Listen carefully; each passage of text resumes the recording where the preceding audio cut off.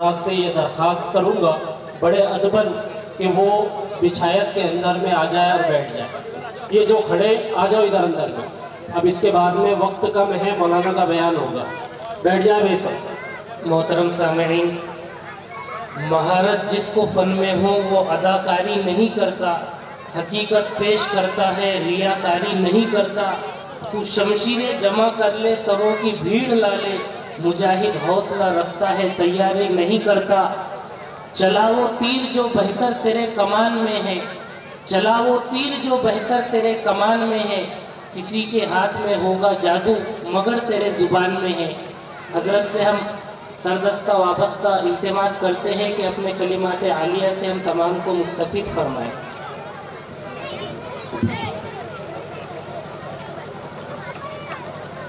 السلام علیکم.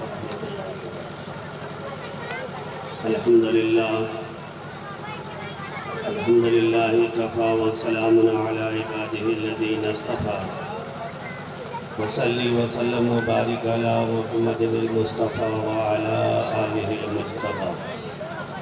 اللہم اغفر لنا ومشایخنا وعلمنا لما جہلنا ووفقنا لما تحب وترضى من القول والأعمال. اما بعد فقد قال اللہ تبارک وتعالی فی القرآن المجید والفرقان الحمید. فاعوذ باللہ من الشیطان الرجیم. بسم اللہ الرحمن الرحیم. شہر رمضان الذی انزل فیہ القرآن ہدی للناس وبینات من الہدی والفرقان. صدق اللہ مولانا العظیم. وقال النبی صلی اللہ علیہ وسلم خیرکم من تعلم القرآن وعلمہ او کما قال علیہ الصلاۃ والتسلیم. وقال شاعر ہے قول محمد قول خدا فرمان نہ بدلا جائے گا. ہے قول محمد قول خدا فرمان نہ بدلا جائے گا. بدلے گا زمانہ لاکھ مگر قرآن نہ بدلا جائے گا. حاضران گرامی، یہ مکتب کا پہلا جلسہ ہے، مگر میں اسٹیج کے سارے علماء کرام سے اگر سوال کروں تو شاید کوئی بھی ایسا عالم دین نہیں ہوگا کہ یہ مکتب کا جلسہ نہیں بلکہ یہ مدرسے کا جلسہ لگا. ایسا بچوں کو تیار کیا گیا تو تیار کرنا تو بہت آسان کام ہے. عام طور پر مدارس والے مکاتب والے تیار کرتے ہیں، لیکن اس مکتب کی ایک عجیب سی خصوصیت دیکھیں. وہ شاید آپ حضرات نے محسوس کیا نہیں معلوم. بچے جو سوالات کے جوابات دینے کے لیے آ رہے تھے، جتنے علماء کرام ہیں ان سے آپ پوچھ لو، یہ لوگ پہلے ہی تیاری کر کر بچوں کو یہاں پر لاتے ہیں کہ یہ سوال کریں گے اور یہ تم نے جواب دینا.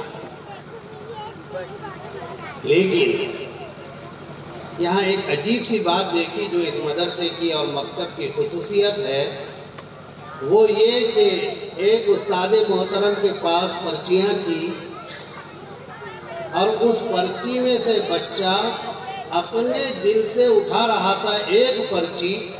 استاد محترم دوسرے اس پرچی میں جو سوالات تھے وہ سوال بچے سے کر رہے تھے اور بچہ اس کے جوابات دے رہا تھا، جس سے پتہ یہ چلا کہ بچے کو پوری پرچیاں یاد تھی. جتنے اس میں سوالات تھے وہ سارے سوالات بچے کو اور ہر بچے کو یاد تھے.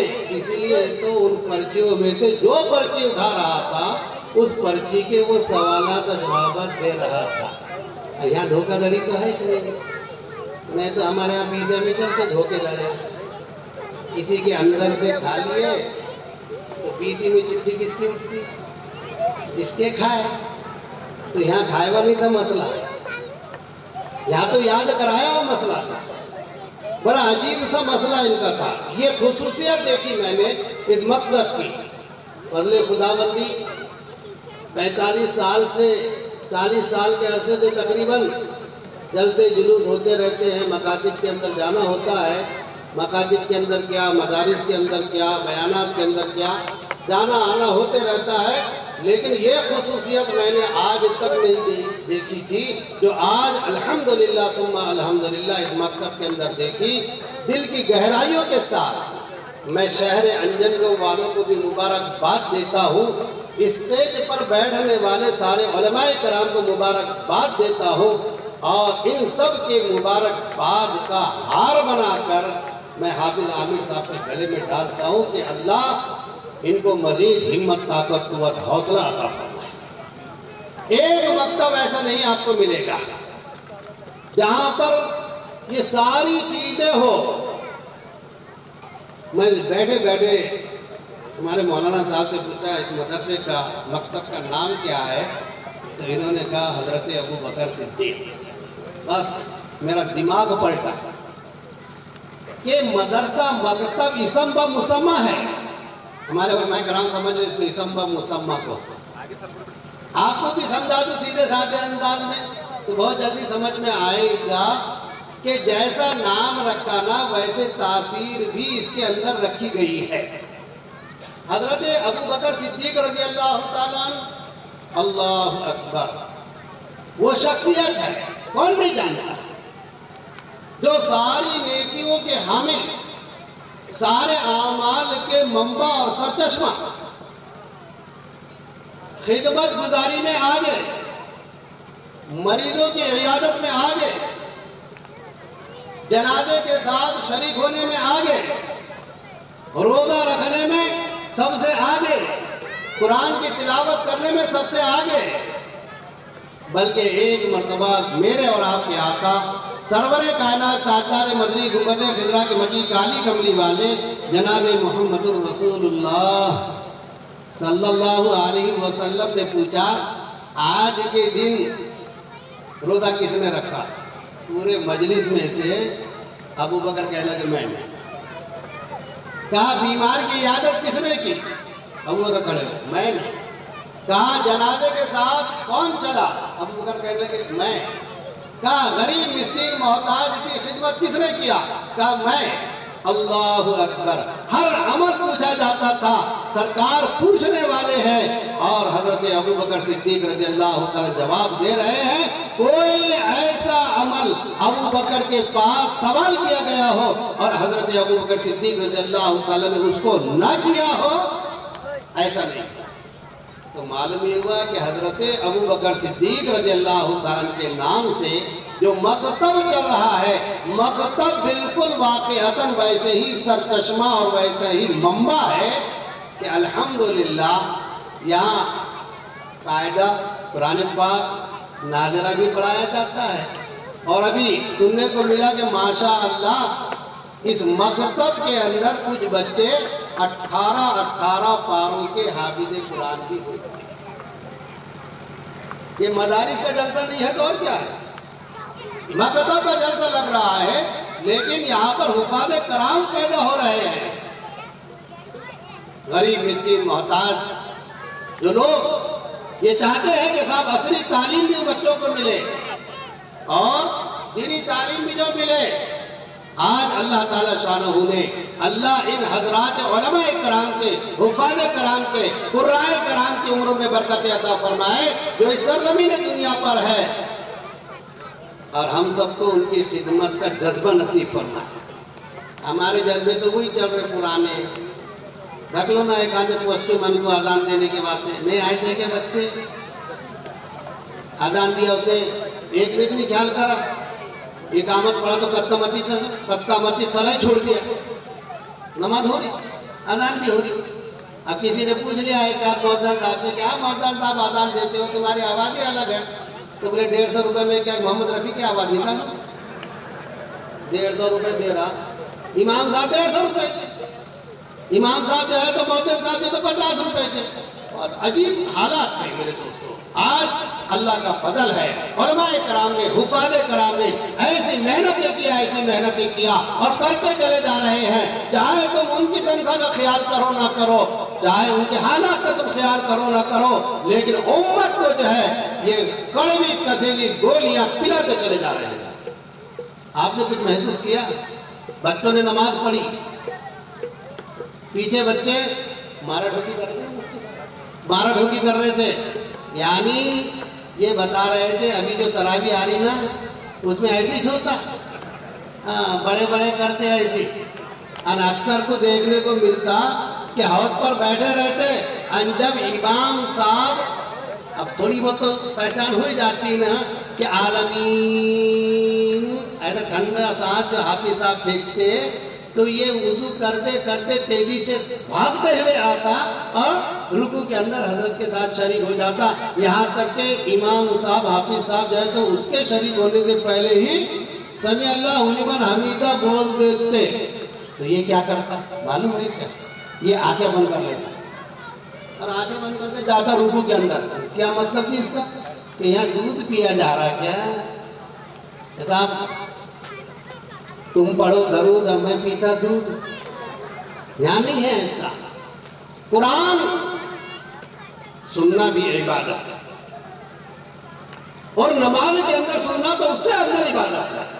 ارے خوش ہو جاؤ، یہ تو سرکار کے صدقے میں ہم کو ملا ہے، ورنہ رحمتوں کے فرشتے اور رحمت کے دامن میں رہنے والے فرشتے، عرش کے نیچے رہنے والے فرشتے، جنت کے دروازوں پر رہنے والے فرشتے، جہنم کے دروازوں کو بند کرنے والے فرشتے، سدرۃ المنتہا کو دیکھنے والے فرشتے، اللہ کا دیدار کرنے والے فرشتے اس قرآن پاک کے پڑھنے سے محروم ہیں۔ ایک فرشتہ قرآن نہیں پڑھ سکتا۔ قرآن کو سننے کے لیے زمین پر اتر آتے ہیں، یہ قرآن سنتے ہیں، یہ اللہ کا کلام سنتے ہیں۔ او امت محمدیہ کے جیالو، تم کیا کر رہے ہو؟ قرآن اللہ تعالیٰ شانہ ایک حافظ قرآن کی زبانی نماز میں تم کو سنا رہا ہے، اور تم اپنی دنیا کے اندر مست ہو کر کے، اپنے آرام و راحت کے اندر مست ہو کر کے اس قرآن پاک کو سننے سے اعراض کر رہے ہیں۔ سنو، جن کی مشابہت ہے یہ، میں نے کہہ رہا ہوں، قرآن کہہ رہا ہے، قال الذین کفروا لا تسمعوا لهذا القرآن والغوا فیہ۔ کہا اللہ کے نافرمانوں نے اس قرآن کو نہ سنو، شور مچاؤ، سیٹیاں بجاؤ، تاکہ تم ان کے اوپر غالب آؤ۔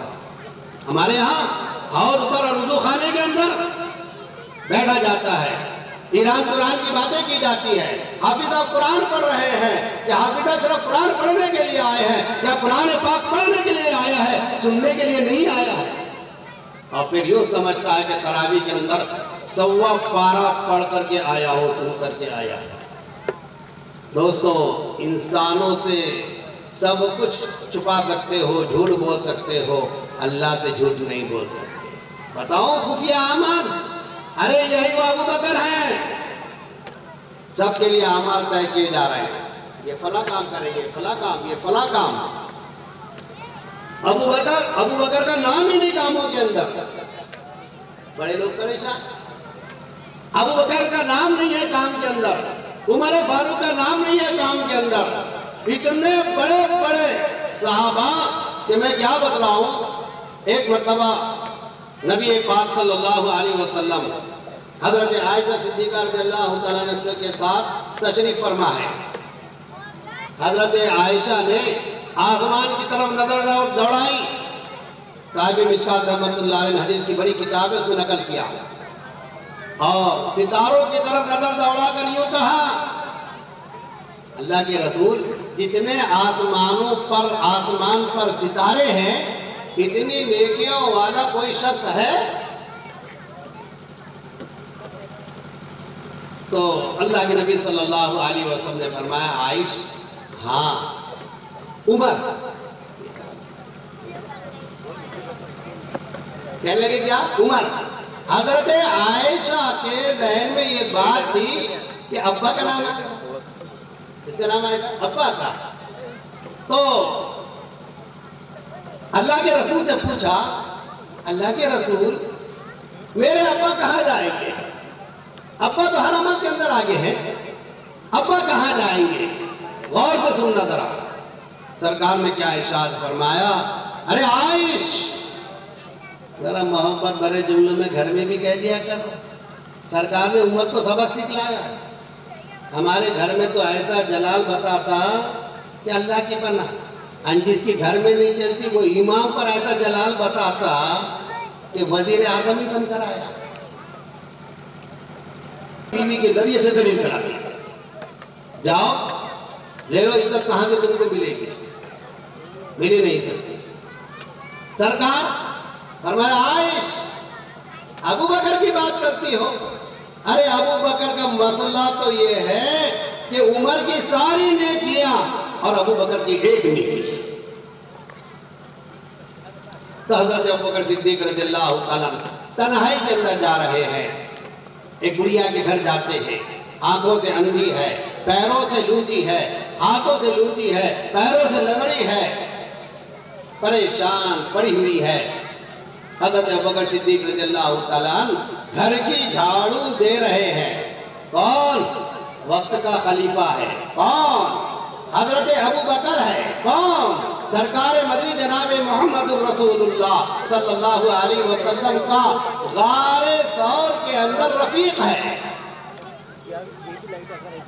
وہ حضرت ابوبکر صدیق رضی اللہ تعالیٰ جا رہے، گھر کی صفائی کیا، پانی بھر کر رکھ دیا، کھانا ہاتھوں سے تیار کر کے رکھ دیا۔ بلکہ بعضی روایتوں کے اندر یہ بات ملتی ہے کہ حضرت ابو بکر نے کچھ چمچ تیار کر لیے تھے، وہ چمچ کے ذریعے سے گڑیا کو کھلایا کرتے تھے۔ اس کی وضاحت میں نے اس لیے ضروری سمجھی کہ بعض لوگوں کو آتا جاتا عمل کچھ نہیں، اور کرنا کرانا بھی کچھ نہیں رہتا، مگر کیری کار کیوں؟ حافظ صاحب تو بھلی سپر فاسٹ لائے تم نے، لے اب تیرے کو سمجھتا ڈرائیور وہ ہے نا، تیرے کو کیا سمجھ رہا؟ تو زبردستی حافظ صاحب کو کیل کار۔ اچھا پھر ہوتا کیا ہے؟ اب حافظ صاحب کے بھی ذہن میں بات پریشانی کے دیکھے تو نماز میں وہ سب اس کا میں تھوڑا نچوڑ نکال کر تمہارے حوالے کر رہا ہوں۔ ادھر پیچھے باتیں بھی چالو ہے اور ادھر نماز بھی ہو رہی ہے، اور ابھی تو نئی کرسی کی نماز نکل گئی بات۔ یہ کرسی پر بیٹھے ہوئے نماز پڑھ رہے ہیں، ایک اسٹیپنی ادھر سے ایک اسٹیپنی ادھر سے۔ اب وہ ادھر کی اسٹیپنی بولتی ابو بھیا کے ہاتھ میں چاکلیٹ ہے، میرے کو بھی چاہیے، تو بولتا جہاں میں نہیں دیتا۔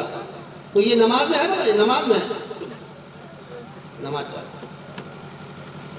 کیا مطلب؟ میں تیرے کو نماز کے بعد دلا کر دیتا، اس کو بولے ذرا چپ بیٹھ، شور مت کر۔ پھر وہ کیا کر رہا، بیچ میں آیا ادھر اور آ کر کے اس کے ہاتھ میں چلنے کرا، وہ جھگڑے چل رہے، یہ پھر جھگڑا چھڑا رہا، ایک کو ادھر ایک کو ادھر، ایسا پکڑ کر نماز چالو۔ اب سچی بتاؤ، یہ اتنے بڑے علماء کرام بیٹھے، میں تو ایک طالب علم ہوں، پوچھ لو ذرا ان سے نماز ہوتی کیا؟ اب اگر یہ بولتے کہ تم کے نہیں ہوتی، ارے یہ علماء کا کام ہی نقید کرنا ہے، تمہارا دل بولتا کیا؟ تمہارے دل سے فتویٰ دو۔ گھر میں جا کر بیوی سے یوں کہتے ہیں کیا یار تو نے بچوں کو میرے پیچھے لگا دی تھی، میرے کو انہوں نے نماز ہی نہیں پڑھن دی۔ مفتی صاحب کیا بول رہے خود کے؟ یہ مفتی صاحبان نہیں، یہ تو بیچارے اوریجنل ہے۔ ہمارے یہاں پتھر اٹھاؤ تو مفتی ملتا، وہ مفتی بول رہا ہوں میں۔ اب گھر میں جو جا رہا تو کیا کرا، گھر میں جا کر کے ادھر نماز ہی نہیں پڑھتی، ادھر خود نے مہر لگا دی افتاء کی، اور یوں کہہ رہا ہے کہ میری نماز نہیں ہوئی۔ لیکن ایک انسان بتا دو، ایک آدمی بتا دو کہ جس نے اس نماز کو دوہرایا، نہیں دوہراتا، جبکہ اس کو خود کو معلوم ہے میری نماز نہیں ہوئی، نماز کو نہیں دوہرا رہا، تو یہ بتلاؤ یہ نماز اس کی ذمہ رہی یا نہیں رہی؟ اب اسی حالت کے اندر دنیا سے گیا، اندر آتی مصیبت آگے پریشانی، نہیں نا مولوی صاحب تم کو نہیں معلوم، ہمارے پاس جو گزر رہی گزریں گی نہیں تو کیا ہوگا، اب گزرنا تو ہے نا۔ تو بیوی بھی پھر ہلکے پھلکے جو ہے تو ذرا مساج کرتے رہتی ہے، ٹھیک ہے جی، نہیں نا جی کوئی گھبرانے کی بات نہیں، اب کیا کروں میں بھی پریشان ہوں، پکانا پڑتا ہے کرنا پڑتا ہے، لیکن دل کے اندر اٹھتے رہتی، ایسا کیا اتنے غصے سے آیا، ٹھہرنا ذرا پھر، تو وہ بھی ذرا کھانے پکانے میں تاخیر کر دی، بیٹھ سمال اس کو، تبھی قرات کر دیا تو دروازے میں نکلتا ٹوپی اتنے زور سے جھٹکتا، اسی وجہ سے اپنی ان کی جمتی نہیں بھلا کیا کچھ ہمارا وہاں پتہ چل جائے گا کیسا جمایا تھا نہیں جمایا تھا۔ امام کے پیچھے نماز پڑھا، پوچھو مفتیان کرام سے نماز ہوئی کیا؟ جس امام کے پیچھے نماز پڑھ رہا ہے اس امام کی برائی کر رہا ہے، اس کی نماز بھلا اس کے پیچھے کیسے ہو سکتی ہے؟ نماز ہی ہے یہ صاحب، نماز انہوں نے پڑھ کر کے آئے ہیں۔ تو حضرت عائشہ صدیقہ رضی اللہ تعالیٰ عنہ، اللہ اکبر، فرمایا عائش ان کے تو کیا کہنے، سارے نیکیاں عمر کی اور ایک نیکی ابو بکر کی، وہ حضرت ابو بکر صدیق رضی اللہ تعالیٰ عنہ۔ قرآن جن کی زندگی کے اندر تھا، دین جن کی زندگی میں تھا، شریعت جن کی زندگی میں تھی، حضرت ابو بکر صدیق رضی اللہ تعالیٰ عنہ قرآن پاک گھر کے اندر پڑھا کرتے تھے، لوگ جوک در جھونک آ جایا کرتے تھے اس قرآن کو سننے کے لیے، سرکار قرآن پڑھا کرتے تھے، لوگ کان لگا کر کے اس کلام کو سنا کرتے تھے۔ اللہ کے نافرمان اور باغی ابو جہل وغیرہ، عتبہ شیبہ، بڑے بڑے رئیس قرآن کو سننے کے لیے آ رہے ہیں، جاتے ہوئے کیا بول رہے ہیں؟ نہیں ہو کل سے قرآن سننے نہیں آئیں گے۔ بولے کیوں؟ اگر ہم سننے کے لیے آئیں گے تو پھر ہماری عورتیں بھی سنیں گی، بچے بھی سنیں گے، یہ بھی ایمان کے اندر داخل ہو جائیں گے۔ جاؤ بستر پر لیٹ جایا کرتے تھے۔ پھر ابو جہل سوچتا تھا کہاں عتبہ آنے والا، کہاں شیبہ آنے والا، وہ ایک ایک کر آ جایا کرتے تھے۔ جب مجلس پوری ہو جاتی جاتے، کیوں جی کل تو مشورہ یہ کیا تھا نہیں آئیں گے، ذرا غور سے سننا، وہ کیا کہتے تھے ان کے جملوں کو سنو، اللہ کے نافرمان اور باغی ہے اور یوں کہہ رہے ہیں کیا بتلائیں، بستر پر لیٹنے کے لیے جاتے ہیں، بغیر قرآن سنے ہوئے دل کو چین و سکون ہی نہیں آتا ہے۔ مومن تو قرآن سے اعراض کرتا ہے تجھے نیند آتی ہے، 50 چٹھے آتے ہیں حضرت نیند ہی نہیں آ رہی، تو کیسے آئیں گے نیند؟ قرآن پڑھا نہیں، ویڈیو سامنے لگا ہوا ہے اور ہاتھ میں ریموٹ ہے۔ دوستو کئی لوگوں کو میں نے دیکھا، میں دیکھی دکھائی باتیں کرتا ہوں آنکھوں سے اور تجربہ ہے، اس لیے کہ اکثر و بیشتر جانے کا موقع ملتا ہے۔ بہت سارے لوگ حضرت بہت بیمار ہو گئے، نیند ہی نہیں آ رہی، بے چینی ہو رہی، ریموٹ ہاتھ میں ہے، ٹی وی کی طرف نظر ہے اور میرے جانے تک وہ سو گئے، اس لیے کہ صحیح ٹیمپر میں پہنچتا نہیں، تو میرے جانے تک سو گئے، ہاتھ میں ریموٹ رہتے ہی ناکیں ادھر لگی ہوئے، ناکیں لگ گئے۔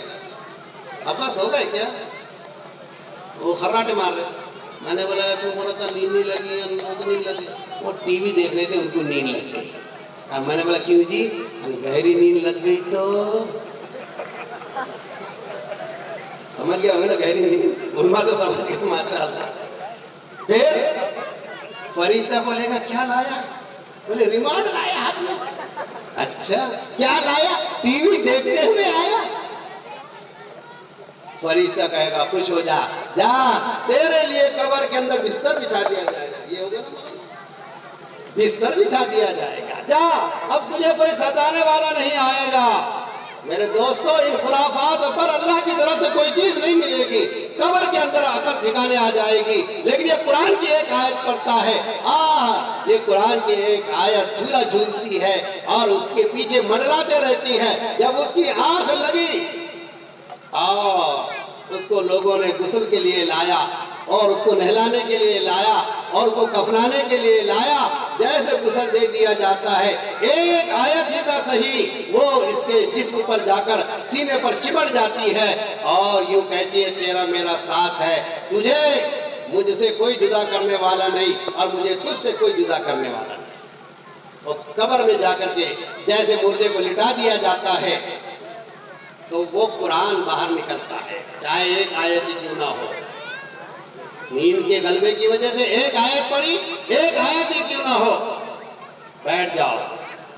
فرشتے آ گئے، وہ فرشتوں نے کہا ہم کو سوالات کرنا ہے، ایک آیت کیا کہتی ہے؟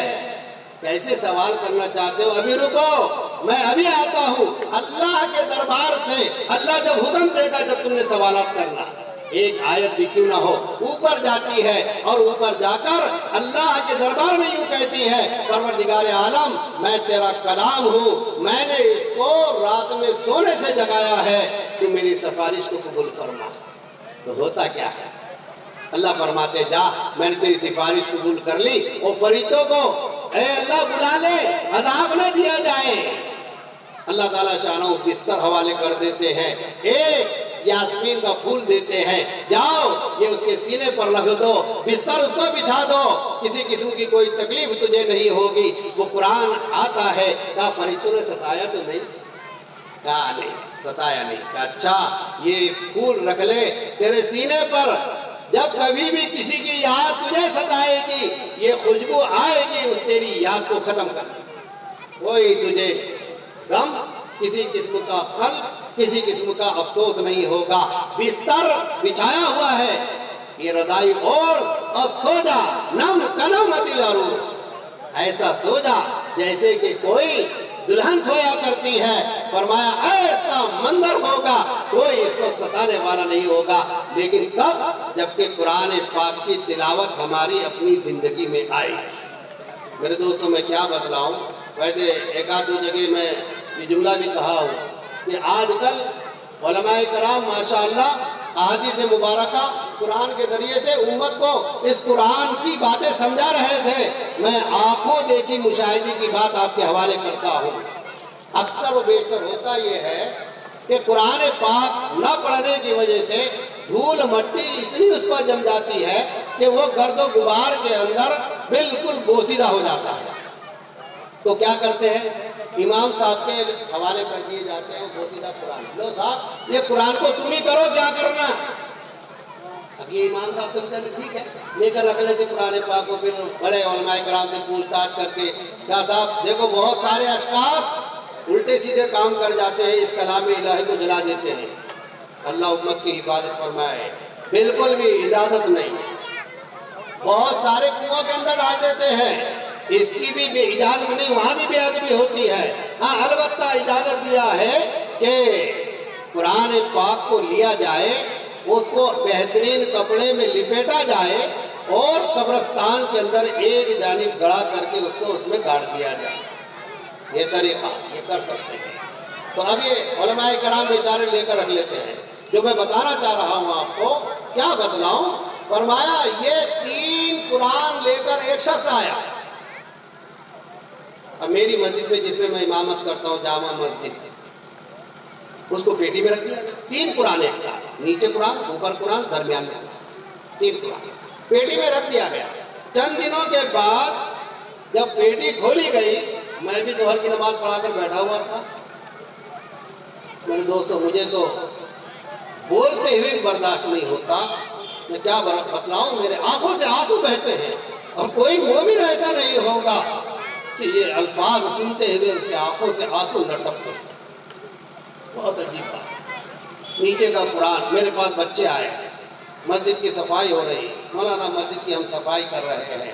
ایک عجیب بات ہم نے دیکھی ہے، پیٹی سے 3 قرآن بوسیدہ نکلے ہیں، نیچے کا قرآن سوکھا ہے، اوپر کا قرآن سوکھا ہے، بیچ کے قرآن سے پانی بہ رہا ہے، اور اتنا پانی نہیں، آدھی بالٹی قریب اس میں سے پانی نکلا۔ جب انہوں نے مجھ سے سوال کیا تو میں نے کہا بیٹا مجھے نہیں لگتا ہے کہ نیچے کا قرآن سوکھا ہو، اوپر کا قرآن سوکھا ہو اور درمیانی قرآن سے پانی نکلے، یہ پانی نہیں ہے، یہ تو قرآن کے آنسو ہے، قرآن رو رہا ہے۔ بہنیں قرآن کو اٹھا کر نہیں دیکھتے، بھائی قرآن کو اٹھا کر نہیں دیکھتا۔ میرے گھر قبرستان بن چکے ہیں۔ یہ قرآن پڑھنے کے لیے آیا تھا، یہ قرآن پاک کے سر میں بھرنے کے لیے نہیں آیا تھا۔ یہ قرآن پاک انسانیت کو جو نیچے والے طبقے والے تھے اونچا کرنے کے لیے آیا تھا۔ آج یہ قرآن پاک کو ذلیل کر کر خود بھی ذلیل و رسوا ہو رہا ہے۔ سمجھے اس قرآن پاک کو خاص مناسبت ہے اللہ تعالیٰ شانہ کی ذات عالی کے ساتھ۔ وہ حضرت ابوبکر صدیق رضی اللہ تعالیٰ رات دن اس قرآن پاک کی تلاوت کیا کرتے، رات دن گھر کے اندر بیٹھ کر، صحن کے اندر بیٹھ کر۔ آج ہمارے یہاں قرآن پاک کی آوازیں گھر میں سے نہیں آتی ہیں، ہاں دوسری ٹی وی اور ٹیلی ویژن کی گانوں کی آوازیں آتی ہیں، مرد کیا مرد، عورتیں کیا عورتیں، سب اس قرآن پاک کی تلاوت کیا کرتی تھی ہماری بہنیں۔ دیکھو نا، یہ رمضان کا مبارک مہینہ آ رہا ہے، صبح ناشتہ وغیرہ کرنے کا انتظام نہیں رہتا، سحری کرا دیتی ہے، اور ماشاءاللہ سحری کے اندر اچھے سے انتظامات بھی کر دیتی ہے۔ لیکن ہماری بہنوں کی غلطیاں بتاتا ہوں یہاں پر بھی میں آپ کو، یہ بات میں آگے چلوں گا۔ سحری کے موقع پر اپنے گھر کے سارے افراد کو سحری کرا دیتی ہے، اور سحری کرانے کے بعد سب سے اخیر میں سحری کرتی ہے۔ حالانکہ ہماری اس بہن کو یہ بھی نہیں پتا چلتا کہ صبح شادی ہو چکی ہے۔ ابھی علماء کرام بیٹھے ہوئے، پوچھو ان سے، صبح شادی کے بعد اگر کسی شخص نے کچھ کھا لیا یا پی لیا اس کا روزہ ہی نہیں، اور یہ خوش ہے کہ میں تو روزے دار ہوں، پورے مہینے کے میرے روزے رکھتے ہیں۔ ہماری بہنوں سے میں درخواست کروں گا، حرام نہیں ہے مردوں سے پہلے کھانا۔ عام طور پر عورتیں یہ سمجھتی ہے کہ مردوں سے پہلے کھایا نہ جائے، مردوں کے بعد عورتیں کھانا کھائے گی، غلط۔ کہیں پر بھی اس طرح کا حکم نہیں دیا گیا ہے، احترام اپنی جگہ پر ہے۔ اب مرد حضرات جو ہے دن بھر کے بیچارے بہت ہی کام کر آئے تھے نا، تو تھکے ہوئے رہتے، اب وہ تو بالکل سحری سے 5 منٹ پہلے آتے، اب یہ بیچاری انہی کا انتظار کرتے ہوئے بیٹھے رہتی ہے یہاں تک کہ اپنا روزہ خراب کر دی۔ جہالت کی بات ہے، پہلے آپ بھی سحری کر لو، بالکل اجازت ہے، کوئی ممانعت نہیں شریعت کی طرف سے۔ ہاں، شوہر کا ادب احترام کیا جائے گا، اس کے سارے حقوق پورے کیے جائیں گے، لیکن ایسا حقوق نہیں پورا کیا جائے گا جس حقوق کے اندر اللہ کا حق بھی مارا جائے گا، اور تیری دین اور تیری شریعت بھی ماری جائے گی۔ ماشاءاللہ کھلا دیتے ہیں، ہماری بہنیں بھی اور بھائی بھی اس وقت میں کلی گرارہ کرتے، کلی گرارہ، اور بہنوں کو زیادہ عادت ہوتی ہے کہ ان کے پاس جو پان کے چیچے بھی رہتے نا، وہ پان وان کھاتے رہتے ہیں، زیادہ جتنی بوڑھیاں ہو جاتی تو زیادہ پان کے تھیلے آ جاتے ہیں۔ اور بھائیوں کے بھی جو ہے تو آج کل دیکھا میں نے بہت ساروں کے پاس میں بھی پنی میں لگتے ہوئے پان رہتے، وہ ایک ڈالتا، دوسرا ڈالتا، تیسرا ڈالتا، انجو وہ ہے تو ان کا تو سوال ہی نہیں، لگا لگا لگا دم لگا دم۔ وہ اتنی بری عادت ہو جاتی ہے کہ کبھی کبھی روزے کے درمیان بھی اگر کوئی بے روزدار سامنے سے گزرتا ہے، بیڑی کا دھواں پھینکتا، تو یہ بھی اس کے پیچھے پیچھے چل جاتا، اس کو کیچ کرتا، کیچ کرنے کا اس کو بھی کیچ کر لیتا، اور بعد میں آ کر مولوی صاحب اگر کس کے منہ میں دھواں چلے گا تو روزہ ٹوٹتا کیا؟ اب مولوی صاحب اتنے سیدھے سادے بولے والے مولوی صاحب سارے فتویٰ دیتے تھے، نہیں اچھا مولوی صاحب بولے ہر روزہ ٹوٹ جاتا، اسی باتیں کرے پھر ہماری عورتوں کا روزہ کہاں رہا؟ ہمارے عورتوں کا روزہ کہاں ہے؟ کیونکہ وہ تو دن بھر بیچاری پکاتے کھاتے رہتی، روزے کی حالت ہی میں رہتی ہے، پھر تو ان کا روزہ گیا۔ اب مولوی صاحب بھی پریشان، بولوں تو کیا بولوں، سمجھاؤ تو کیا سمجھاؤ؟ پھر کوئی ہوشیار مولوی رہتا، کم مت سمجھنا، ذرا سوچ سمجھ کر ہاتھ رکھنا مولوی کے کندھے پر، یہ مولوی ہے، وراثت انبیاء ملی ہوئی ہے، ساری چیزیں جانتے ہیں، یہ نباز ہوا کرتے ہیں، یہ جو اللہ تعالیٰ شانہ کا انبیاء علیہ السلام کو علم دیا ہوا ہے، اللہ اس نبی کے علم سے ان کو بھی حصہ دیتے ہیں، اسی لیے ان کو وارث انبیاء کہا جاتا ہے، اسی لیے یہ خدمتیں کرتے رہتے ہیں۔ معلوم یہ ہوا کہ جیسے پوچھا اس نے تو سوچا کہ دھوئے سے اس کا کیا تعلق، روٹیاں کون بنائے گا؟ مرد بنائیں گے کہ عورتیں؟ ارے انجلوں میں ایسا لگ رہا کہ مرد ہے کیا؟ روٹیاں مرد نہیں بناتے، ایک ہی روٹی بنائی مرد نے، بتا دوں؟ ہاں، ایک روٹی۔ ہمارا انسان ہے، عورتیں بھی نہ سمجھے کہ ہم پکاتے ہم کھلاتے، اجی ہم اگر تم کو نہ سکھاتے تو تم ہر کتنا بناتے، بتاؤ؟ آج شاہد ہے عرفات کا میدان، جبل رحمت، جبل رحمت کے تو پلر لگا ہوا ہے، اور اس کے بازو میں مطبخ آدم اور حوا تھا۔ کیا تھا؟ مطبخ آدم اور حوا۔ تو حضرت جبرائیل علیہ السلام اسی جبل رحمت پر تشریف لائے، اور حضرت جبرائیل نے اس پہاڑ کو ذرا دراتی سے لائن بنایا اور اس کے اندر گیہوں بویا، اس سے جو ہے تو فوراً بیج نکلا اور آٹا بنایا، اور آٹا بنا کر حضرت آدم سے کہا آدم روٹی بناؤ۔ आदम अलैहिस्सलाम ने रोटी बनाई और उसे पत्थर के ऊपर में सेका। जब गरम होने लगी, आधी कच्ची और आधी पक्की, जिब्राइल ने पत्थर को धक्का दे दिया। अब वो जो थी रोटी नीचे घतर करके आने लगी। अब जब रोटी नीचे घतर कर आई तो आदम अलैहिस्सलाम चलते चलते उस रोटी को पकड़ने के लिए हाथ फूट गए, घुटने फूट गए, बड़ी मशक्कत उठाई। कहने लगे परवरदिगार आलम, ये सारी मशक्कत, अल्लाह ने फरमाया मैंने पहले कहा था, हमने तुझे नेमतें दे रखी थी, चुपचाप खाते रहो और अल्लाह की तारीफ करते रहो। अगर आगे कुछ गड़बड़ किया तो निकाल दूंगा तो मशक्कत में पड़ जाओगे। तो पहली रोटी किसने बनाई? बड़ी लंबी चौड़ी तफसीलात है, मुफस्सिर जलालैन ने उसको बड़े तफसील के साथ लिखा है। मैं बहुत मुख्तसर कर रहा हूँ उसको, क्योंकि वक्त की बहुत तंगी है। कहा घुटने फूट गए, हाथ फूट गए। कहा पहली रोटी बनाने वाले कौन? आदम अलैहिस्सलाम। और आदम अलैहिस्सलाम कौन थे? हमारे अब्बा, अम्मा नहीं, अब्बा। तो पहली रोटी किसने बनाई? आदमी ने बनाई। पहली रोटी किसने बनाई? आदमी ने बनाई। तो मालूम ये हुआ आदम ने रोटी बनाई, हव्वा को सिखाई और हव्वा ने सबको सिखाई। तो सीखी है हमारे यहाँ से हमारी बहनें, बिल्कुल माशाअल्लाह। तो ये मौलवी बड़ा होशियार होता है, ये सोचता इसको तो ताल्लुक ही नहीं धुएं से, धुएं का मतलब क्या है। तो जरा बैठा करके उसको बराबर पूछताछ करता है। तो वो सब कहता है कि असल में बात ऐसी हो रही थी कि एक ढुकढुक लगाते हुए जा रहा था, जाते जाते उसका धुआं निकला तो उसका मेरे मुंह में आ गया। तो सुन लो मसले की बात, अगर खुद ब खुद ये धुआं आ गया तो आपका रोजा नहीं गया, जाकर कदम खींच लिया तो मौलवी साहब रोजा खत्म हो गया। ये तो क्या समझा, मैं तो रोजेदार हूँ। हाँ, वरना तो बीवी को तो वो इजाजत दी कि अगर शौहर बदमिजाज है तो क्या हुक्म दिया गया? हुक्म ये दिया गया है कि बीवी रोजे की हालत में सालन को इस तरह से जुबान पर रखकर चख ले कि नमक मिर्ची ज्यादा हुई है या नहीं हुई। कहीं ऐसा ना हो कि साहब मुझे मंत्र पढ़ना पड़े, जल तू जलाल तू आई भला को टाल तू। तो इस वजह से पहले ये इंतजाम कर ले। लेकिन हमारी बहनें भी सुन ले, उसको अंदर ना जाने दे, नहीं तो अब इजाजत मिल गई तो जाने दो। नहीं नहीं, बगैर इजाजत अंदर नहीं जा सकती। उसको जुबान पर रख के थूक दे, चख ले और थूक दे।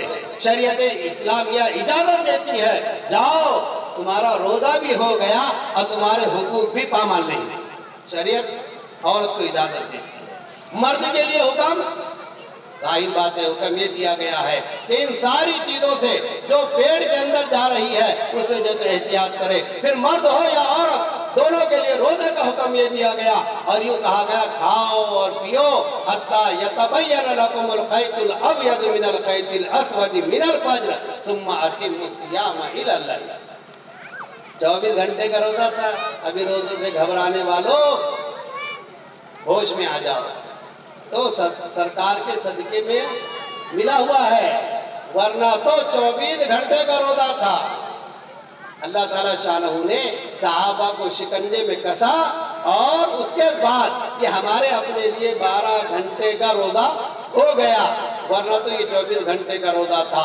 और ये रोजा रमजान में रखा जाता है और रमजान का महीना बिल्कुल हमारे सर पर है। और ऐसा लग रहा है कि आज की रात वही रात है जिसके अंदर जन्नत को संवारा जा रहा है और इसके नीचे से एक हवा चल रही है जिसका नाम मसीरा है। और आसमानों पर फरिश्ते हमारा भी तज़किरा कर रहे हैं, रमजान का इस्तक़बाल कर रहे हैं। हम भी कुरान की इस मजलिस के अंदर उस रमजान का इस्तक़बाल कर रहे हैं और ये नियत और इरादा कर रहे हैं कि जो सरकार ने बयान फरमाया हम उस चीज़ को अपनी ज़िंदगी में लाएंगे, यानी इस कुरान पाक को रमजान के मुबारक महीने के अंदर ज़रूर पढ़ेंगे। ये इस मजलिस से तय और इरादा करके उठो कि इंशाअल्लाह रमजान मुबारक की कोई साथ कोई घड़ी बगैर तिलावत के हमारी नहीं गुजरेगी इंशाअल्लाह। दूसरे जिक्र अज़कार होते रहेंगे। तीसरे दुआओं का हम बहुत एहतमाम करेंगे। चौथे गरीब मिस्कीन मोहताज रोजेदार की मदद करेंगे। जैसे हजरत अबू बकर सिद्दीक रज़ी अल्लाह ताला अन्हु ने उम्मत को सबक दिया कि 1 दिन 2 दिन 3 दिन जाते रहे। उमर फारूक ने सोचा एक बेवा एक बाहर बूढ़ी बैठी हुई है, जरा मैं भी जाता हूँ। तो जब जाकर पूछा अम्मी जान कोई काम है, तो अम्मी जान कह रही है कि बेटा एक नौजवान आकर के काम करके चला जाता है। हजरत उमर फारूक रज़ियल्लाहु तआला ने रात के हर हिस्से में जाकर देख लिया, आखिर में तहज्जुद के मौके पर देखा कि चलो छुप कर के मैं देख लूं, तो हजरत अबू बकर सिद्दीक रज़ियल्लाहु तआला आ रहे हैं और अजीब अंदाज है आने का। बारे अबू बकर तुझ पर कुर्बान, दोनों चप्पलें हाथ में लिए हुए हैं। अबू बकर वक्त के खलीफा है, चले जा रहे हैं बुढ़िया के घर की तरफ। उमर ने हाथ थाम लिया, अबू बकर अमीरुल मोमिनीन आप इस बुढ़िया के घर के अंदर खिदमत के लिए जाते हैं? फरमाया हाँ। कहने लगे चप्पल अपने हाथों के अंदर क्यों उठा ली है? फरमाया इसलिए उठा लिया है कहीं ऐसा ना हो कि मेरे चप्पलों की आवाज किसी को पता चल जाए और मेरा ये खास अमल, इखलास वाला अमल रियाकारी के अंदर न चला जाए। मेरे दोस्तों रोज़ा, मेरी बहनों रोज़ा, नमाज, ज़कात, हज, जिक्र, कुरान, ये सारी की सारी चीजें इखलास को चाहती है। इखलास के साथ अगर कोई अमल होगा, छोटा अमल होगा, अल्लाह ताला शानो पहाड़ जैसा जो सवाब अता करेंगे, और बड़ा अमल होगा अगर उसमें इखलास नहीं होगा वो मरदूद कर दिया जाएगा।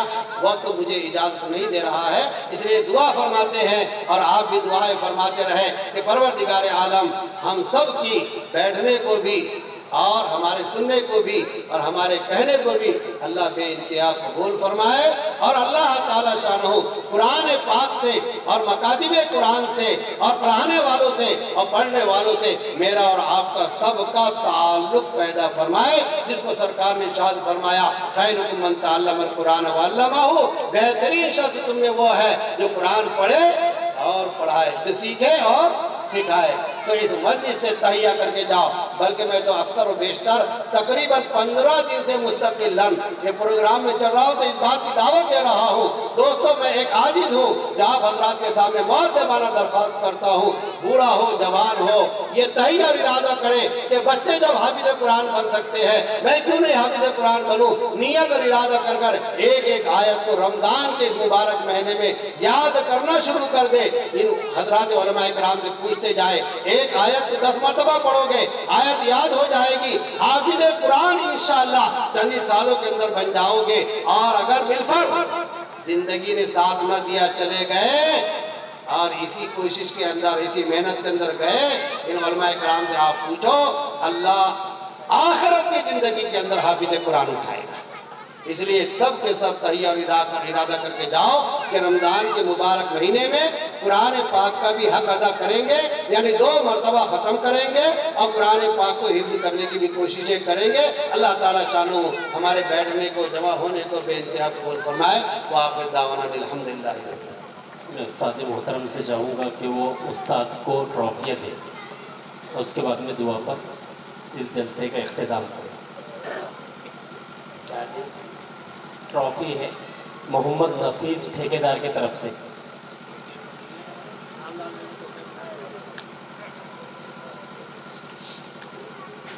तोहफा बोले मौलाना तो और अच्छा लगेगा, क्योंकि मेरे भी समझ में नहीं आती। कौन है उस्ताद? मौलवी ज़ुबैर, हाफिज इरशाद, मौलवी वसीम, हाफिज अकरम। ये ऐलान कर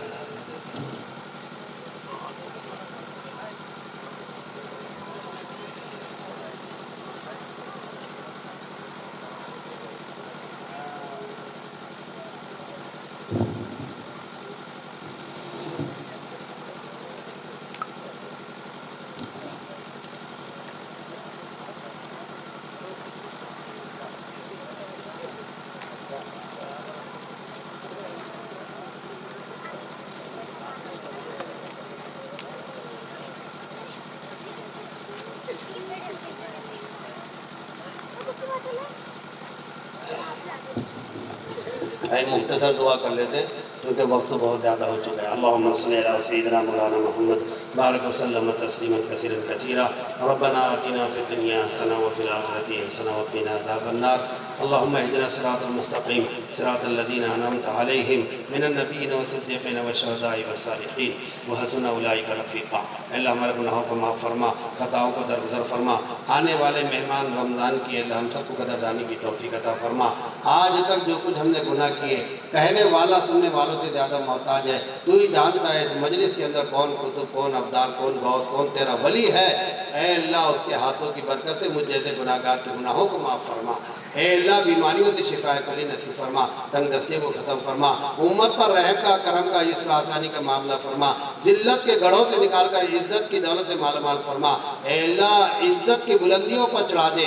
اے میرے مولا جو کچھ ہم نے کہا سنا ان سب پر ہم سب کو بھی عمل کرنے کی توفیق عطا فرما۔ کہنے اور سننے کے اندر غلطیاں، گستاخیاں، کوتاہیاں ہو گئی ہو، بے ادبیاں ہو گئی ہو، تو ہی اپنے فضل سے کہنے والے کو بھی معاف فرما، سننے والوں کو بھی اے اللہ تو معاف فرما۔ اے اللہ جو کچھ ہم نے مانگا وہ بھی عطا فرما، جو کچھ مانگنے سے رہے گا وہ بھی عطا فرما۔ اس ادارے کو دین دوگنی رات چوگنی ترقی عطا فرما، معلمین کو، منتظمین کو، حواریین کو اے مولا کریم تو ہی اپنے شاعر شان بہتر بدلہ عطا فرما۔ یہ چھوٹے چھوٹے معمولی سے ہدیے جن بھائیوں نے دیا ہے اے اللہ تو ہی جانتا ہے، تو ان کو اپنے شاعر شان بدلہ عطا فرما، اس لیے کہ تیری شان بہت بڑی ہوئی ہے، ہماری کیا ہے تیرے مقابلے میں؟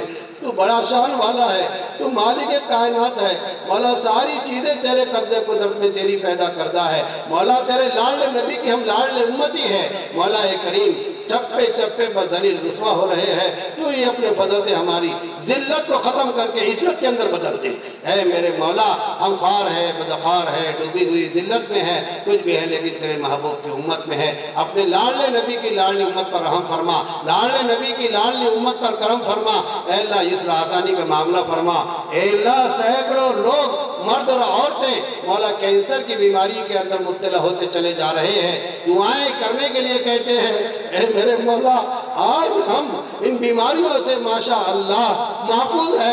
اے اللہ مرتے دم تک اس طرح کی مہلک بیماریوں سے ہماری حفاظت فرما، پوری امت مسلمہ کی حفاظت فرما، اور جو بہنیں اور بھائی اس میں مبتلا ہو چکے ہیں مولا کریم ان کو شفا کلی نصیب فرما، مولا شفا کلی نصیب فرما۔ طرح طرح کی بیماریاں وجود کے اندر آئی ہے اور اے اللہ سارے کے سارے پریشان حال ہے، ان سب کی پریشانیوں کو دور فرما، جو تنگ دست ہے ان کے لیے حق حلال روزی کے فیصلے فرما، جو ناجائز مقدمات میں پھنسے ہوئے رہائی کی صورتیں شکلیں پیدا فرما، بے نکاحوں کے لیے نکاحوں کا انتظام فرما دے اور ہر قسم کی یسر آسانیاں اور سہولتوں کا معاملہ فرما دے۔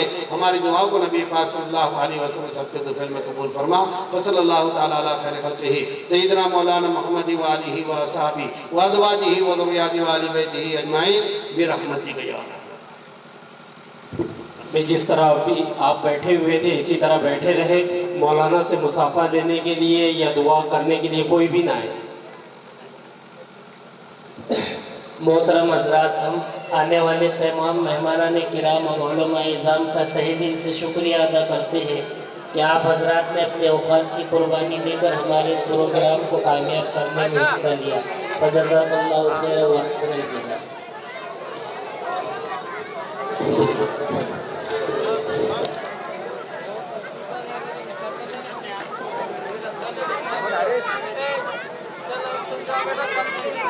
10 منٹ کے اندر انشاءاللہ جماعت کھڑی ہو جائے گی، لہٰذا آپ حضرات ضروریات سے فارغ ہو کر یہاں پر پہنچ جائیں۔